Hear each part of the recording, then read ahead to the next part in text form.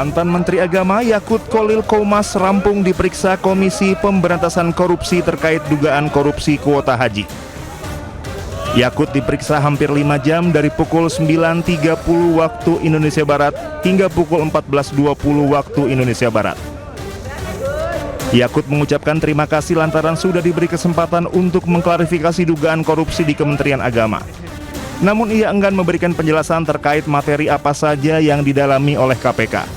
Bahkan Yakut juga tidak memerinci berapa pertanyaan yang dicecar kepadanya. Saya berterima kasih akhirnya saya mendapatkan kesempatan untuk mengklarifikasi segala hal, terutama yang terkait dengan pembagian tambahan pada PSSI tahun 2024 yang lalu. Yakut dipanggil KPK terkait penyelidikan dugaan korupsi kuota haji. Ini merupakan panggilan pertama untuk politikus PKB tersebut. Sebelumnya dalam kasus ini KPK telah memeriksa Dirjen PHU Kementerian Agama Hilman Latif, Sekjen DPP Ampuri Muhammad Farid Al-Jawi, dan Ketua Umum Kesturi Asrul Aziz. KPK juga telah memanggil 3 orang dari Kementerian Agama untuk dimintai keterangan terkait dugaan korupsi ini. KPK juga telah memanggil pendakwa Khalid Basalamah untuk dimintai keterangan terkait pengetahuannya soal pengelolaan dan kuota haji, serta Kepala BPKH Fadlul Imansyah. Tim Liputan Anyus melaporkan. Selain mantan Menteri Agama Yakut Kholil Qoumas, KPK juga memeriksa ex-Menteri Pendidikan, Kebudayaan, Riset, dan Teknologi Nadiem Makarim. Mantan Menteri Pendidikan, Kebudayaan, Riset, dan Teknologi Nadiem Makarim diperiksa KPK sekitar 9 jam. Saat keluar, Nadiem juga tidak banyak bicara mengenai materi pemeriksaan. Nadiem hanya menjelaskan ia diperiksa terkait dengan Google Cloud dan menyampaikan terima kasih kepada awak media yang telah menunggu dirinya selesai diperiksa.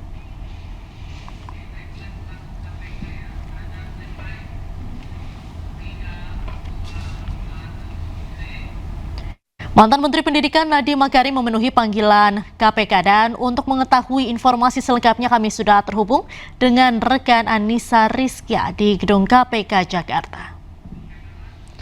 Halo, selamat malam Anissa, bagaimana perkembangan terkait pemeriksaan Nadiem Makarim hari ini? Ya, selamat malam Diandra dan juga pemirsa. Saat ini di Gedung Merah Putih KPK terpantau memang tadi Nadiem Makarim keluar dari gedung sekitar pukul 18.45.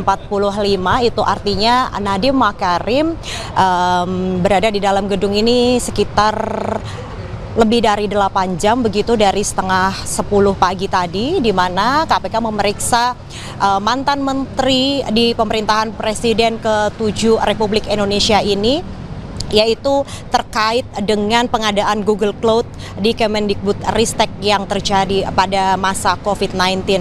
Di mana selain Nadiem Makarim, sebelumnya KPK juga memanggil sejumlah saksi yang sudah diperiksa, yaitu ada ex-staf khusus Fiona Handayani, kemudian ada mantan CEO Goto, yaitu ada Andre Sulistyo, dan juga mantan Direktur Goto, ada Melisa Siska Juminto.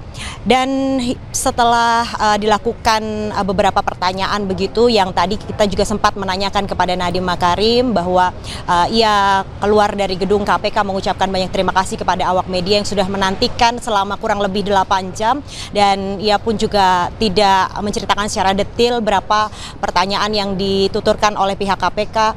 Dan selain itu juga pada hari ini di saat yang bersamaan KPK juga memanggil Yakut Kholil Qoumas, mantan Menteri Agama pada masa pemerintahan Presiden ke-7 Republik Indonesia, yakni sekitar 5 jam begitu.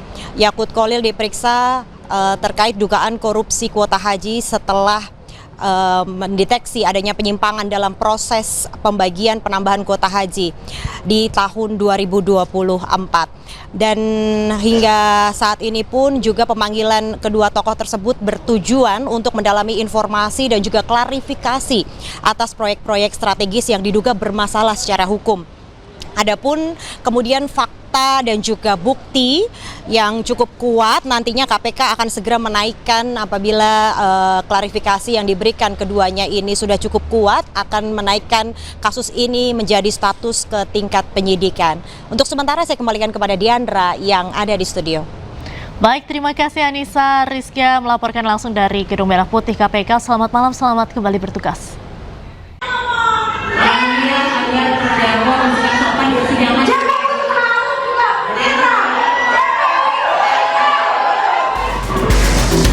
Artis Nikita Mirzani terdakwa dalam kasus dugaan pemerasan dan pencucian uang memprotes jaksa penuntut umum karena terus memotong keterangan saksi bernama Samira yang dikenal sebagai dokter detektif atau doktif. Bahkan Nikita juga menyebut jaksa penuntut umum tidak netral.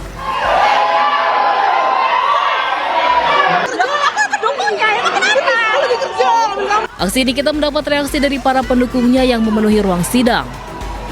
Para pendukung Nikita ikut memprotes sikap JPU dan terus menyoraki jaksa penuntut umum hingga situasi ruang sidang menjadi tidak terkendali.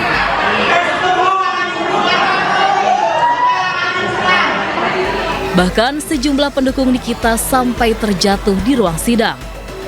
Polisi yang mengamankan jalannya sidang mengevakuasi pendukung Nikita yang terjatuh. Karena kericuhan tidak kunjung berakhir, sidang yang berlangsung di Pengadilan Negeri Jakarta Selatan ini akhirnya diskor sementara oleh majelis hakim. Mantan Gubernur Jawa Barat Ridwan Kamil usai menjalani tes pemeriksaan DNA di Barreskrim Polri. Pemeriksaan DNA tersebut guna membuktikan siapakah ayah biologis anak dari selebgram Lisa Mariana. Apakah Ridwan Kamil atau bukan? Bapak ada komentar pagi ini Pak, ada mau disampaikan Pak mungkin? Persiapannya gimana Pak hari ini Pak? Persiapannya gimana Pak? Guna menentukan status anak Lisa Mariana yang diduga juga anak Ridwan Kamil. Tim Pusdokes Polri telah mengambil 2 sampel DNA dari Ridwan Kamil, Lisa Mariana dan juga anak Lisa. Ridwan Kamil berharap tes DNA tersebut dapat menjawab berbagai spekulasi yang berkembang di tengah masyarakat. RK juga berharap kasus terkait status anak Lisa ini tidak berlarut-larut. Sebelumnya pihaknya juga sudah meminta dilakukan tes DNA sejak jauh-jauh hari. Gimana? Ya. Ya, saya hari ini hadir melaksanakan kewajiban hukum atas perintah hukum juga, dan kita sudah mengirimkan surat permohonan ini sudah lama. Jadi kita berinisiatif biar nggak berlarut-larut, biar tuntas, sehingga masyarakat tidak disuguhi oleh hal-hal yang tidak sepenuhnya perlu dijadikan konsumsi publik, kira-kira begitu. Mudah-mudahan tes ini menjadi jawaban dari yang selama ini kami perjuangkan.